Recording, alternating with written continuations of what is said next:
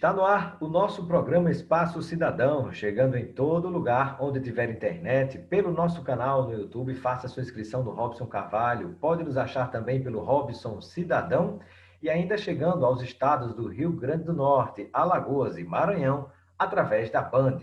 No programa de hoje vamos conversar com o senador pelo Partido dos Trabalhadores, Paulo Paim. Paulo Paim, do PT do Rio Grande do Sul, e conosco vai falar a respeito de vários temas, o papel do PT nas eleições de 2020 e 2022. Vamos conversar com ele também a respeito da renda básica de cidadania, o projeto que regulamenta também a profissão de historiador, dentre outros assuntos importantes aqui com os nossos telespectadores. Senador, seja bem-vindo ao nosso Espaço Cidadão. Robson Carvalho, da minha satisfação de voltar no teu programa. Eu dei uma entrevista para você um tempo atrás, a repercussão foi muito boa, o pessoal depois repercutiu nas redes. Então, eu estou à tua disposição aqui, e naquela linha, né? Faça a pergunta livre e eu responderei também livremente. Maravilha. Senador, eu inicio a nossa entrevista lhe perguntando um pouquinho de política, antes de entrarmos em alguns assuntos também de interesse coletivo. Qual é, na sua visão, o papel do PT, o seu partido, nessas eleições de 2020 e 2022? Olha, eu vou dar muito a minha posição, que eu, claro, não falo aqui em nome do PT, né, que tem as suas instâncias correspondentes. Mas eu sou um apaixonado pela ideia de uma frente ampla pelo Brasil, que se preocupe com as pessoas, né? Eu acho que o PT poderia contribuir muito nessa visão de uma frente ampla, um programa de governo, um programa de ação, um programa que realmente olhasse para o todo do país e a contribuição que nós podemos dar pela experiência que tivemos em outros governos, né? Do próprio PT. E era frente ampla, viu? Se você analisar o passado, se você analisar quem teve no governo Lula e Dilma, se você tirar, eu vou dizer grandes partidos, né? Tira o DEM e o PSDB, eu quero saber qual é o outro que não estava. Podia ser que um ou outro pequeno não tivesse, mas todos os outros estavam. PP estava, PMDB estava, PL estava. Estou dando um exemplo. Então, se houve algum erro, e sempre há erros, eu sempre digo que não tem político perfeito, não tem nem lei perfeita, né? E as próprias instituições, se nós analisar como eu vejo as instituições, executivo, legislativo, judiciário, e a imprensa, e que bom que a imprensa é livre, nós estamos eu e você falando aqui, são poderes, na verdade, constituídos no país. Uns de forma institucional e o outro não, mas é um poder que temos que respeitar. E dizer, graças a Deus, que a imprensa é livre, né? Senão eu não estaria aqui falando com você, não, né? E você não estaria aí também. Então, isso é democracia, liberdade. E nessa visão que nós temos de construir uma sociedade para todos, o PT, com a sua experiência no passado, houve erros, por isso que eu insisti no erro. Houve erros, todos erram. Eu digo sempre que o único que nunca errou foi Jesus Cristo. E ainda o povo errou porque o crucificou, né? Então, houve erro do povo que o crucificou. Então, é nessa ótica que eu acho que o PT poderia contribuir muito, ajudando a construção de um projeto de nação. E qual é um dos problemas do país? Cada vez que um governo assume, procura desconstituir tudo que o outro fez. Para que isso? Você pode ser um grande governante sem desconstituir até teu adversário político. Ontem, por exemplo, eu aprovei um projeto no plenário da subnotificação, que é muito importante para os setores mais vulneráveis, o movimento negro. E como foi unanimidade, o que eu tinha que fazer como autor do projeto? Agradecer a todos. E assim eu fiz. E não deixei de ter a minha posição em relação ao projeto. Tive que ceder, cedi, mas aprovei por unanimidade, vai para a Câmara e poderá melhorar o projeto. E espero até que melhore. Então, é essa ótica que eu vejo que o PT poderia ter uma grande contribuição a dar. Isso impacta e gera uma política pública de Estado, né? Não de governo. Senador, exatamente. Senador, e vai atacar os focos da pandemia a partir desses dados. Exato. E nessa explanação inicial que o senhor colocou sobre o papel do PT, no seu entendimento, de acordo com a sua visão, o PT deveria necessariamente ser o protagonista, estar à frente, indicar o candidato, pensando em 2022, por exemplo, a presidência da República, mais uma vez, considerando o capital eleitoral que possui, ou cederia nessa grande articulação para agregar mais partidos para algum outro que esteja compondo essa frente? Esse é um debate democrático bonito, saudável e de alto nível. Por exemplo, Porto Alegre. Porto Alegre, o PT sempre foi cabeça de chapa e governou lá por quase 2 décadas, eu diria. Não chegou a 2, mas mais de 1 década com certeza. E hoje a Manuela Dávila é a candidata e o PT é vice. Qual o problema? Não vi problema nenhum, porque eu acho que não é você ter na figura do candidato a prefeito, a governador, do presidente, o mais importante de tudo é o projeto que eu falei de nação. Se você tem um projeto de nação que vai atender toda a nossa gente, para mim, o mais importante não é a figura do partido que está no número 1, mas sim o projeto que é o número 1.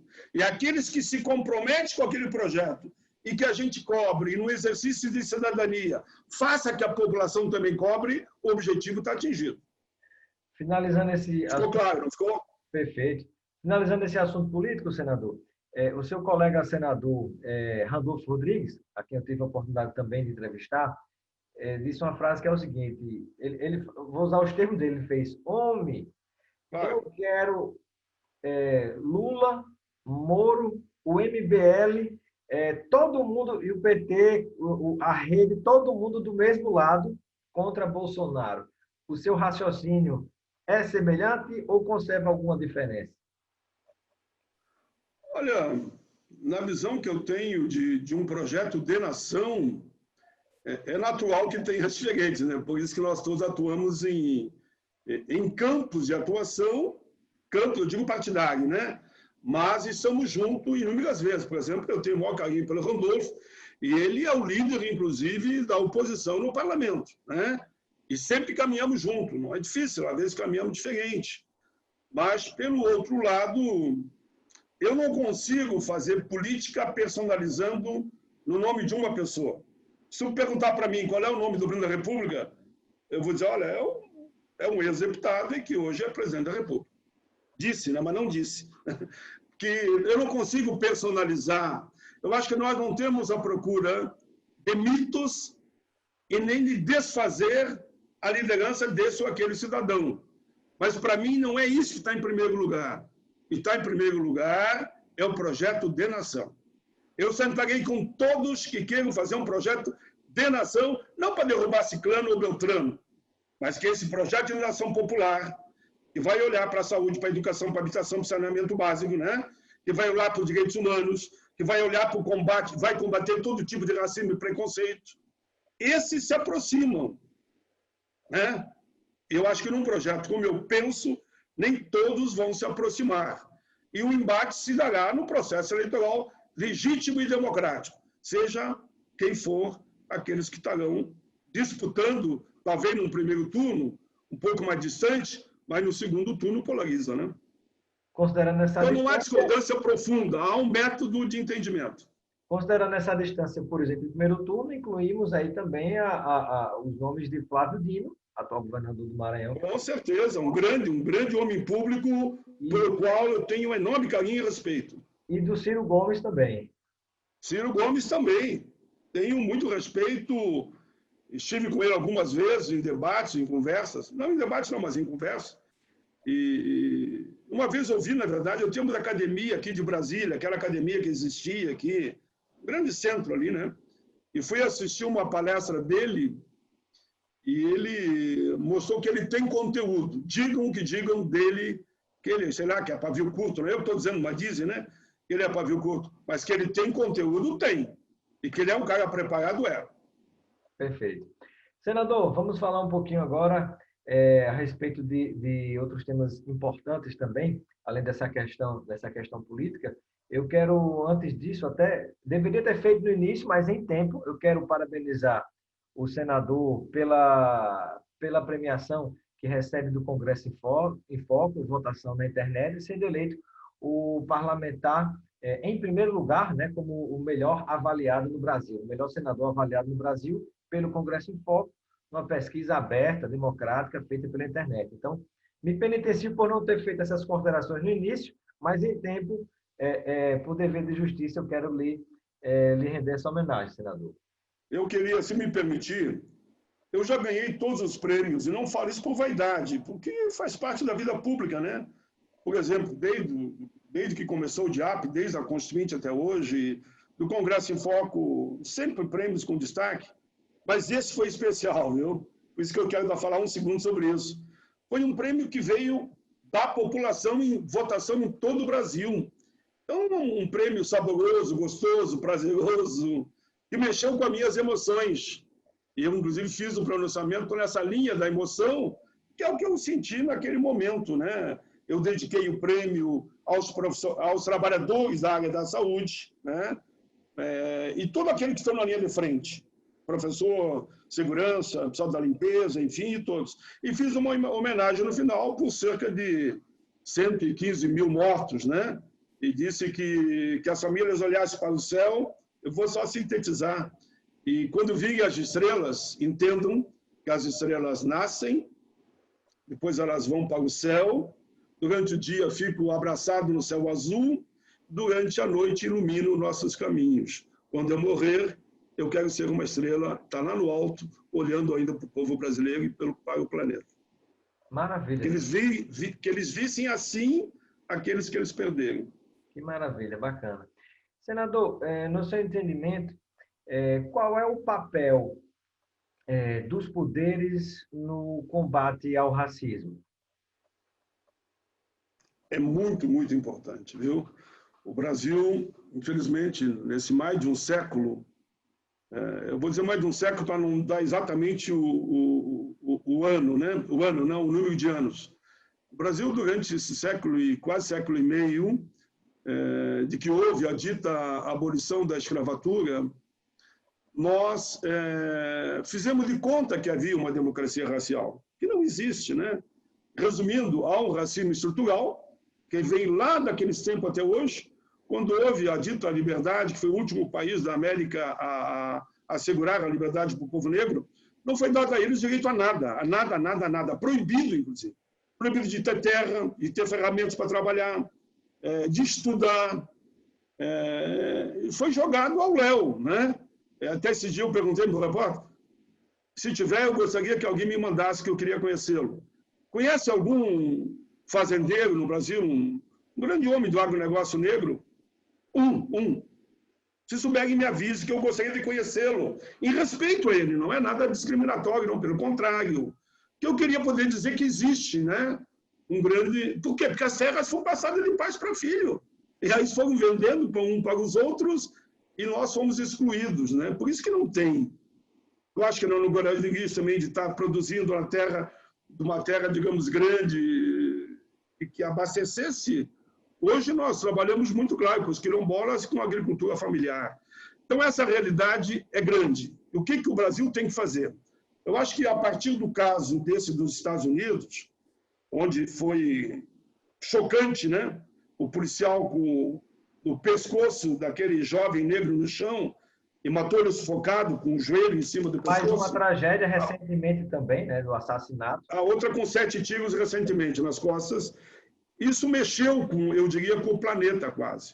Eu vi movimentos em todo o mundo, em todos os continentes, contra o racismo, contra a violência, né?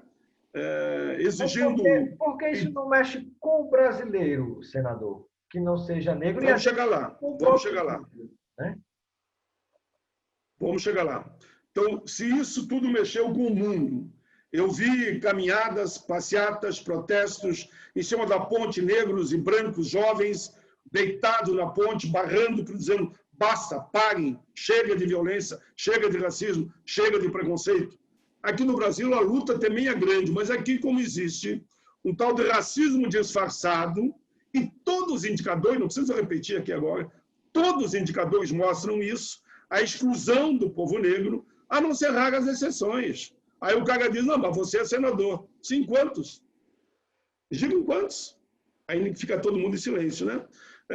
Há uma exclusão em todos os poderes constituído e na própria iniciativa privada em matéria de quantidades. Para quem é 54% da população, nós vamos ver que é uma minoria da minoria que está no espaço de poder, né?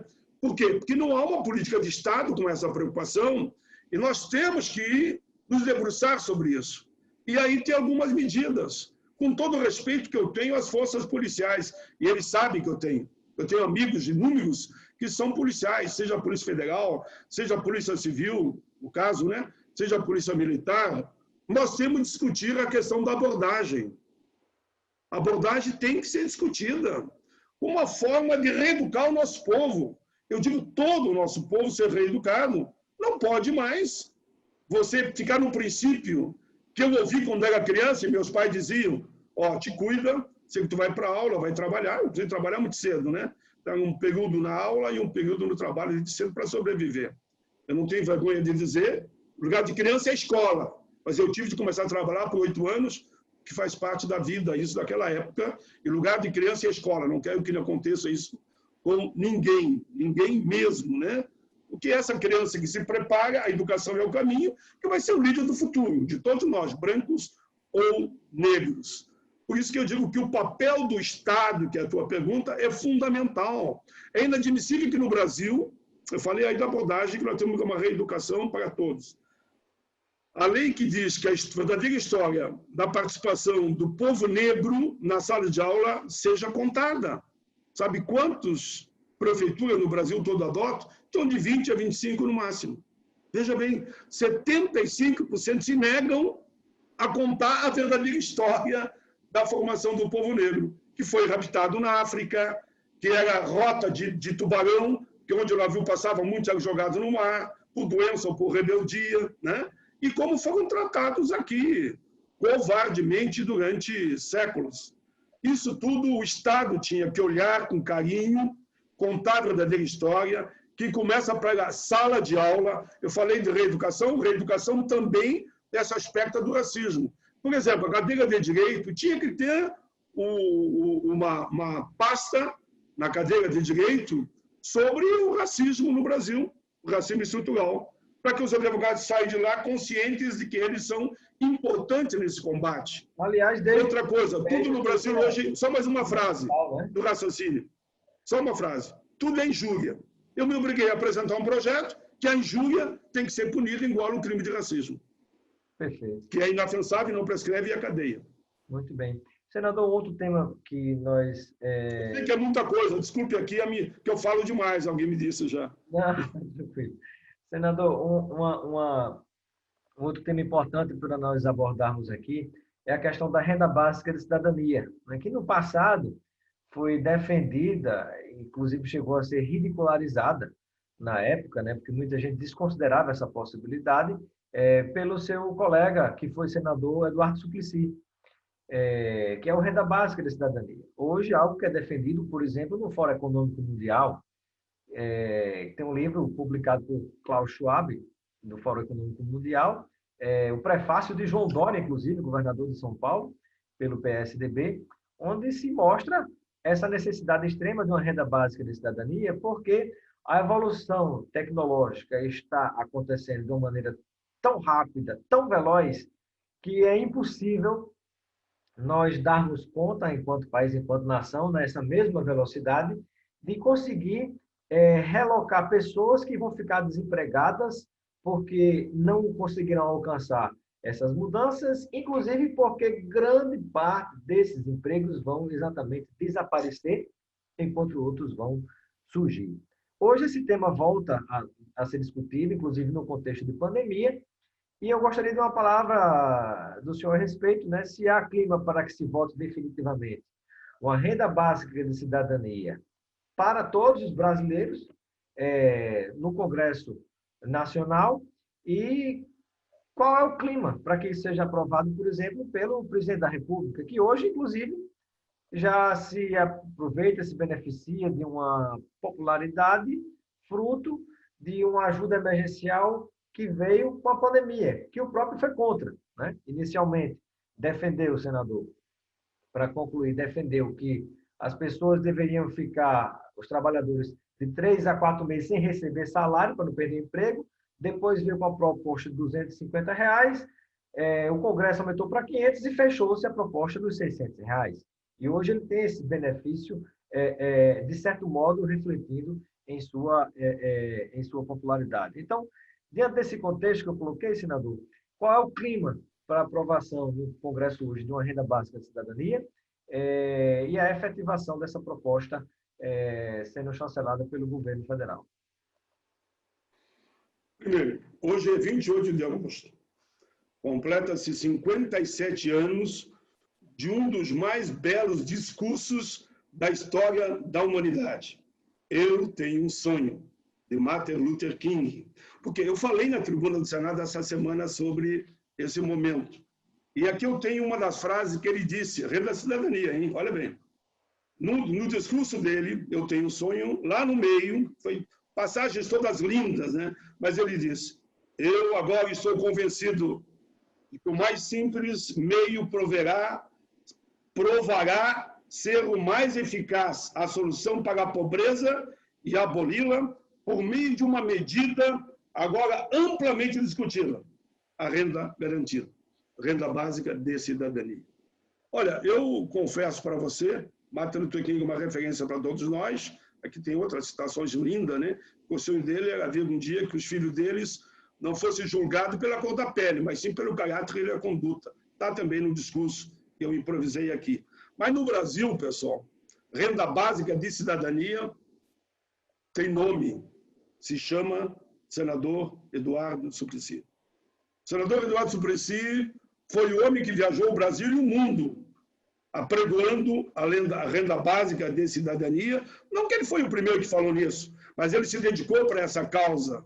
Por isso, mais do que nunca, eu apresentei no Congresso um projeto para regulamentar a lei. Já existe a lei.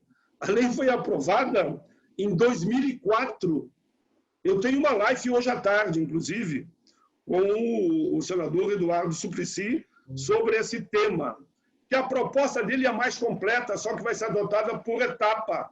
Ele quer uma renda básica para todos e universal. Veja bem, alguém poderia dizer, não, mas os ricos, todos ganhariam. Só que o rico vai pagar mais para receber aquilo e muitos poderão até renunciar se assim entenderem. Bom, é R$500, é 600, é 1.000, que daí não teria falcatrua. Seria para todos. Agora, se o Paim, por exemplo, é senador, e ele vai pagar para ter essa renda básica, e ele quiser um gesto político, que seja, ou de consciência, que eu prefiro de consciência, ele abre mão daquela renda básica. Então, que abra. Mas esse é o projeto do Eduardo, que é um projeto belíssimo. Quando eu faço a regulamentação, ajudado por consultores preparados na área, eles fazem um caminho, mas o projeto vai se chamar, mesmo a regulamentação, senador Eduardo Suplicy. Bom, quanto ao governo, é legítimo, pessoal. Ninguém vai achar que governo algum, tendo no poder, deixará de apresentar suas propostas que, na sua visão e do que ele sente para a sociedade, são projetos populares, são. Eu sempre digo, eu não quero saber quem foi que, desculpa a expressão, que fez sexo. Eu não quero saber, eu quero saber, não é quem fez a criança, eu quero saber quem cuida da criança, quem embala a criança, quem ama a criança, quem vai botar na prática o renda básica de cidadania, lei Eduardo Suplicy. Eu quero que o dinheiro chegue na ponta. No Brasil, vocês podem saber que tem mais de 100 milhões de brasileiros chorando, pedindo socorro para ganhar R$600. E, como você lembrou muito bem, chega no Congresso com 200, foi de amplo debate, foi para 1.200. O papel das mulheres no Congresso brilhante, foi elas que levaram para 1.200, vinculando a ideia de que a mulher vira dona do lar, porque o homem muitas vezes vai embora, e chegou a 1.200. Então, o Congresso tem todo o mérito nessa questão. Mas eu não estou só preocupado com o mérito, eu estou preocupado com a causa da renda básica de cidadania. Me perguntaram outro dia, vou te dar só um exemplo. Eu sou autor que veio de um grande grupo de blogueiros, a ideia do 14º salário. Tem milhões de apoiadores já. Me perguntaram, mas se o presidente fizer uma medida provisória, eu vou bater palma, eu disse. Eu quero o 14º para os aposentados e pensionistas. Quero que se transforme em lei, porque eles já não têm nada a receber esse fim de ano, que já receberam adiantado devido à pandemia, e antes eles cuidavam de 10 milhões de pessoas, hoje eles cuidam de 20 milhões. Cunhado, genro, sogra, neto, bisneto, enfim, né? A rede familiar e alguns amigos que têm que ajudar. Então, apenas estou dizendo isso. A renda básica de cidadania, eu, por questão de honra e como é que chama, e fidelidade até histórica, aquele que começou no Brasil com esse debate, eu botaria o nome dessa regulamentação de lei Eduardo Suplicy. Falando em história, o senhor aprovou a regulamentação da profissão de historiador, senador Paulo Paim.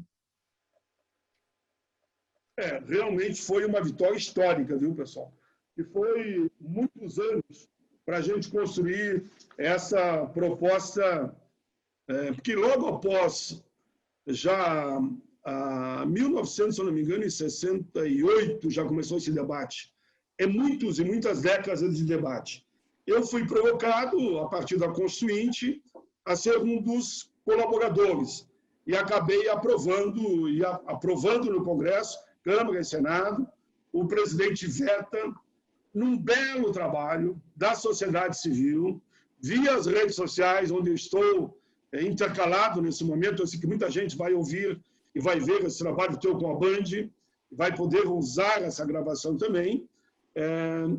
Um belíssimo trabalho. Foram milhões de pessoas que entraram, como entraram no Fundeb, e derrubaram o veto do presidente ao historiador, e hoje é uma realidade, um sonho desses estudantes, desses professores, que estarão todos contemplados. Isso é cultura, é saber, é passado, é presente, é futuro, que eles sempre vão contar a história, né? E tem uma frase que diz que o compromisso do historiador é a fidelidade com a verdade dos fatos. E eu sei que eles farão sempre isso. Então, para mim, foi um momento lindo, lindo, lindo, como foi o do Fundeb. Olha, depois da Constituinte, os dois maiores movimentos de pressão positiva no Congresso, para mim, foi o historiador e depois o Fundeb. O Fundeb, então, foi uma loucura, né?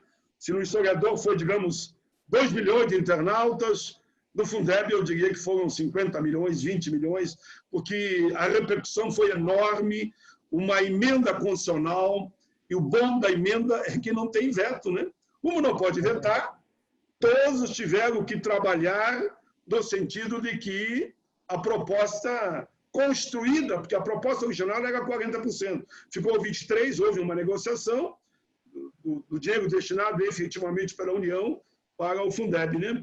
Mas foi um grande momento, parabéns, parabéns a todos, e me pergunto, mas quem te cumprimenta? Eu cumprimento primeiro o povo brasileiro, os mais vulneráveis, que eles serão beneficiados. E depois cumprimento naturalmente os professores, os estudantes, e todos aqueles que de uma forma ou de outra se somaram, o próprio relator, o professor Edolinha, e me perguntaram, mas ela é de tal partido? Eu quero saber qual é o partido. Nem me digam que eu não quero saber. Eu sei que a professora Edolinha fez um excelente trabalho, Flávio Wagner no Senado, um excelente trabalho, e todos nós, do campo da oposição, fizemos um excelente trabalho, e mesmo o pessoal que não é da oposição, que é da base do governo, fez, tanto que foi aprovado por unanimidade. Foi aprovado por unanimidade. Foi o resultado final, né? Sem dúvida. É isso que interessa. É aquilo que eu te falei da criança, né? Não é quem gera, mas quem cuida, quem embala, quem aponta para o futuro, quem caminha ao lado, que dá a mão. E aí eu me lembro que me permita que eu diga aqui, um segundo só. Não importa a cor do gato, o importante é que ele caça o rato. Eu fico numa frase que eu usei no Congresso em Foco. Eu sou fã daquela frase que diz as pegadas na areia, e alguns não entenderam. Depois eu expliquei. Quando o cara disse, pô, Jesus, tu me abandonou, estou caminhando sozinho. Olha aí, só tem as minhas pegadas. Aí Jesus disse, te enganas, eu estou te carregando no colo. Pois é. As pegadas eram dele. Minhas, né? Senador, e para a gente finalizar essa entrevista, eu gostaria de dar um passeio por algumas cidades do seu estado, Rio Grande do Sul, para saber quem são os candidatos que são apoiados pela sua pessoa, pelo seu partido, pelo PT, nessas cidades que eu vou lhe perguntar agora. E começando pela cidade de Porto Alegre, né? Qual vai ser a sua posição lá? Vamos começar por Porto Alegre, porque o Rio Grande do Sul é 497 cidades. Isso. Talvez eu não tenha aqui todas as cidades que tu gostaria de saber. Infelizmente, eu não tenho aqui, viu? Eu gostaria de ter todas as cidades. Isso tudo, mas algumas das principais. Por exemplo, Porto Alegre, como caminha o seu partido? Porto Alegre. Porto Alegre há uma coligação e quem está capitaneando lá é a Manuela. A Manuela para A prefeitura. Prefeita e Miguel Rosseto para vice. Muito interessante essa composição que foi feita lá em Porto Alegre, muito positiva. Em Canoas, é o Nelsinho, do PT, aí candidato a prefeito, e o vice é do PCdoB, inverte na questão de Porto Alegre. Inverteu e fica assim. Na Caxias do Sul, a cidade de nascimento do senador Paulo Paim. Caxias é o Pepe Vargas, um grande parlamentar, um homem de uma visão ampla, um homem que foi deputado federal, já foi prefeito por 2 mandatos em Caxias do Sul, é deputado estadual e tem essa visão de frente ampla, de governar para todos. Por isso que eu acho que ele tem reais condições de ganhar essa prefeitura. Esses são, digamos, os 3 que pega a cidade onde eu moro, né? Que é Canoas, a cidade que eu nasci, Caxias, e a capital do estado, que é Porto Alegre. Maravilha. Bom, senador, eu quero agradecer a sua participação no nosso programa Espaço Cidadão. Seja sempre bem-vindo. Eu deixo o momento final para suas despedidas, junto a todos aqueles e aquelas que nos acompanham neste momento. Eu gostaria de, no encerramento dessa minha fala no teu programa, belíssimo teu programa, só dizer que, nesse momento em que o mundo todo caminha na luta contra o combate ao racismo, que eu pudesse hoje, por ser o dia do grande discurso de Martin Luther King, né? Aquele que eu falei antes, eu gostaria de, se me permitir, deixar 2 frases dele aqui. Sim, senador. Eu falei ontem na tribuna do Senado, onde eu disse, me permita que eu diga. Aí eu digo na íntegra, né? Eu tenho sonho que um dia, nos morros vermelhos da Geórgia, os filhos de ex-escravos e os filhos de ex-donos de escravos sejam capazes de sentar juntos na mesa da fraternidade. Ele termina dizendo, sim, eu tenho um sonho. Eu tenho um sonho de que meus 4 filhos pequenos viverão um dia numa nação, e eu tenho 5 filhos, onde eles não serão julgados pela cor da pele, mas pelo seu caráter. E aí eu disse a frase final. Oferecer dignidade ao povo é garantir dignidade ao Brasil. Por isso, todas as vidas importam, vidas negras, brancas, vidas amarelas, índios, enfim, todos os segmentos. E um dia a gente possa sonhar e ter um país onde haja nenhum tipo de discriminação contra ninguém, por credo religioso, por ser orientação sexual, LGBT, né? Por a sua história, a sua vida, a sua etnia. A humanidade tem que ter cada vez mais homens que adotem políticas e defendam políticas humanitárias. Me permita, que eu gosto muito de poesia, eu queria muito que mais poetas participassem da vida política do nosso país pela sensibilidade que eles têm. Maravilha. Muito obrigado, senador pelo PT do Rio Grande do Sul, Paulo Paim, pela sua participação no nosso Espaço Cidadão, e seja sempre bem-vindo. Um abraço, amigo, que agradeço. Um abraço, senador.